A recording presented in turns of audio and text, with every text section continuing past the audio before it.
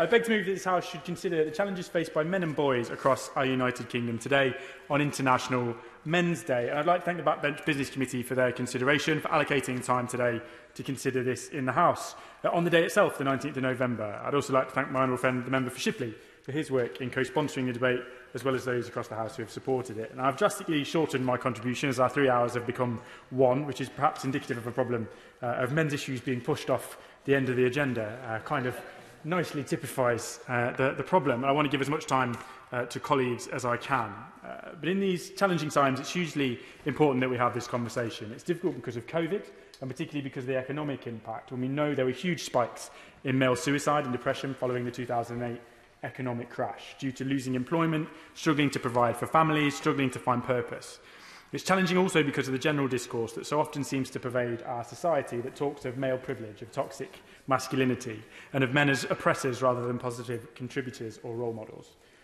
Men are talked about all too often as a problem that must be rectified. Too often the constant drive for equality and diversity seeks to drag others down rather than lift everyone up.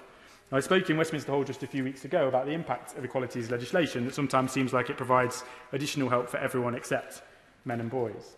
One of my great passions and the campaign I most regularly return to in this place, Madam Deputy Speaker, is that of working class boys in areas like Mansfield and in other parts of the country where there's deep and entrenched disadvantage. Figures from education show that these lads are least likely of any group to do well at school, to improve their lot in life, to get to university, to ever have the opportunity to spread their wings further afield and aspire beyond the borders of the place they grew up in. Working class white boys often seem to sit bottom of the pile. Across the board in our education system, the advancements of girls has been noticeable. It should be celebrated and recognised that girls are doing much better in recent years. That's brilliant news. It's the result of countless interventions and programmes of support, but it also needs to be recognised that boys very often are not. More often than not, they don't have the same encouragement. No matter what race, geography or social class involved, girls are now outperforming boys throughout the education system. For example, in GCSE attainment, 3/4 pass in 2019 compared to 2/3 of boys. We've had reports of record high gender gaps in university places, with girls a third more likely to access higher education than boys. And it brings me back, Madam Deputy Speaker, to my debate on the Equalities Act, so often misinterpreted and misunderstood. If we know that boys are now hugely underrepresented at university, a growing problem, where are all the programmes to support boys into HE? Personally, I'm not keen on discriminating by gender or by any other physical characteristic, given that it's the law that the Act pushes for positive action based on these characteristics in order to level the playing field. Where is the support for those who are struggling?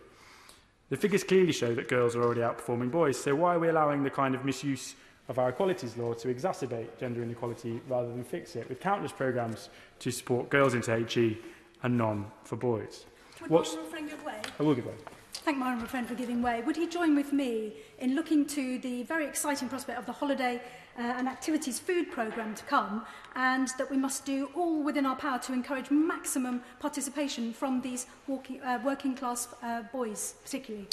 I thank you for that intervention. She's absolutely right that constituencies and communities like the one that I represent, with these lads really struggling, and I've talked myself about the need for face-to-face contact and support for the most disadvantaged children. It will be hugely important. I thank her for raising that. On the Equalities Act, I mean, what is the point of this Act if it's used based only on what seems popular or politically correct rather than based on reality in order to help those most in need? The reality tells us, the figures tell us, that it's boys that need the help in terms of higher education more so than girls. So are these interventions actually making this inequality worse? Possibly so. But that's not to say don't help girls, Madam Deputy Speaker. To be absolutely clear, it's not to say that, but simply to say selecting who to help based on physical characteristics alone is, in my view, the very definition of discrimination. The need for this help should be evidenced if it's to comply with the law, and it's to say that boys need help too. They seem consistently left behind by this kind of politically correct agenda, and in my view, as long as the Equalities Act continues to be so willfully and regularly misapplied across gender, race and every other characteristic, it can do more harm than good. We need to make clear in this place that we should be helping people based on their actual needs, that the Act applies equally to everybody. Wouldn't it be nice to try and help those most in need based not on their physical characteristics, but actually on what they need?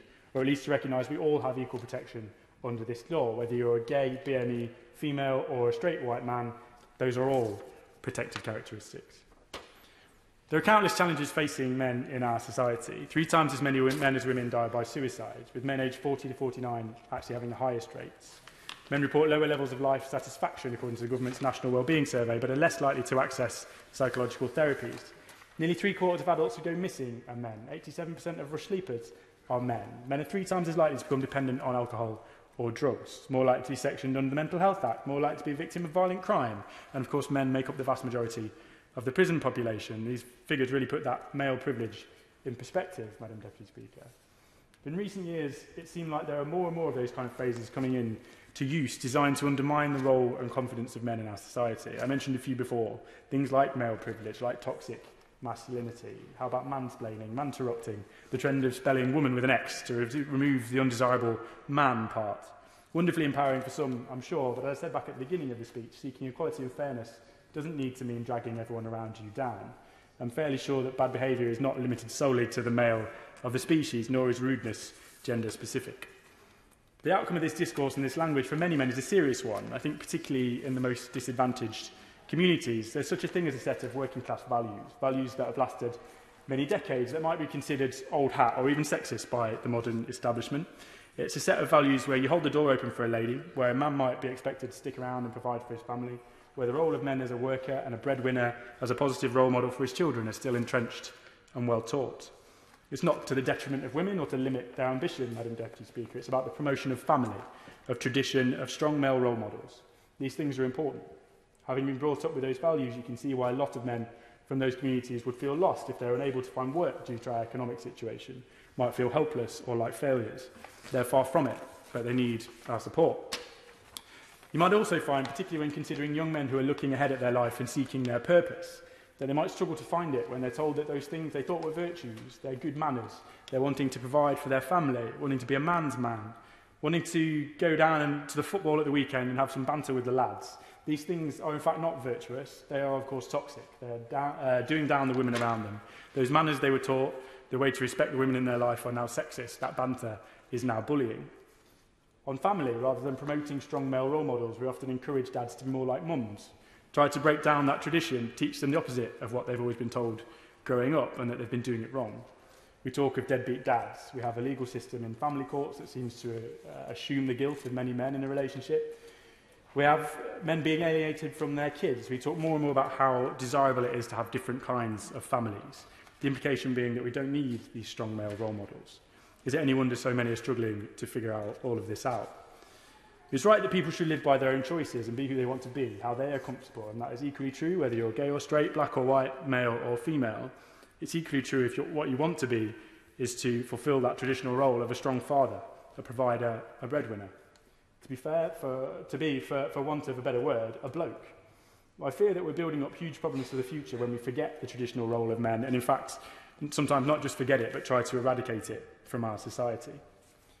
With very few of life's advantages on our side in this environment, it's no wonder, Madam Deputy Speaker, when society seems insistent on ripping the heart out of things that they've experienced growing up and things that they've been taught, so many young men tragically cut their lives short. We can't continue to talk down the role and the purpose of young men when we should be building them up. I want to move on from the gloom and doom a little bit and talk about some positive things and some actions that we can take, and I particularly want to pay tribute to dads. I want to say today in this chamber, to all those dads who are putting their families first and doing the right thing, I want to say thank you. I think it's something that's taken for granted, but it's so important, and I know myself how difficult it is in this job to balance being a dad with work and trying to keep yourself on a level and live up to expectations, and it's not easy.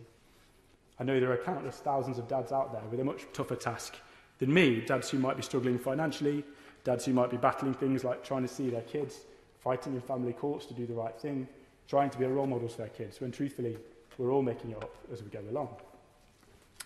Dads who might be trying to overcome their own challenges, mental health or work or stress, and might feel like they have to hide that away for the sake of their families and their children. I want to say a big thank you to good dads and to those who are trying their best to be good dads and good men, because I think that can make all the difference for our kids, for families, and for our society. And I want to say that there are places and people you can go to if you need that help. Places like the Samaritans, Rethink, the Calm Helpline, Safe Line, a friend or a relative. It's good to talk, as they say, rather than sweep things under the carpet. So what more can we do in this place? We can change the discourse here, Madam Deputy Speaker, for starters. Can we look again at equalities legislation? If we're to hold departments across Whitehall to account with people dedicated to ensuring that women are considered, quite rightly so, why not the same for men?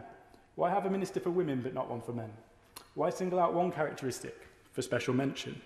Can we ensure that equality means just that, rather than positive discrimination at the expense of certain groups? Male is equally protected as female, and we could do worse in this place to confirm how the Act should be properly used. Can we promote the role of fatherhood and stop shying away from the importance of that role? Yes, families come in all shapes and sizes. I don't wish to detract from anyone who wants to do things differently, but there's a positive role to be played by an active father that cannot and should not be ignored. Modern families are all different, but you can guarantee every single one of them involves or has involved, in one way or another, a dad. And the vast majority of families still look like mum, dad and kids, and that is not and should not be something we shy away from. Can we push forward an action plan to look at male suicide? We know these figures are awful and have someone in government accountable for delivery of that plan, including better access to mental health support. Can we review our legal system, which is not always balanced, and our family courts, which seem too often to consider dads to be guilty until proven innocent, when it seems like parental alienation is increasing and more dads feel they've been let down by the system? Can we reform the child maintenance service, the bane of every MP's life, by the way, so that it's fairer to all parties and works in the interests of families? Can we have a long-term plan to improve the alcohol and addiction services that are available, the need for which is overwhelmingly male-dominated? Can we boost support for new fathers as well as mothers at a time when men can often feel totally helpless? I'm really pleased that the Prime Minister's race disparity audit, though as the name suggests it focused on race in particular, includes looking at the educational attainment and support for white working class boys.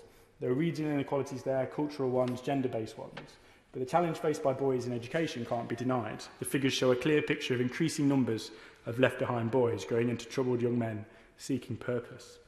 This is a huge challenge for our wider society, and I hope we can build on this work to look at it in more detail. With that, Madam Deputy Speaker, I'll end. I want to give as much time as I can for colleagues, with a thank you to the Minister for her consideration today, and I look forward to listening to the thoughts of colleagues in the Chamber.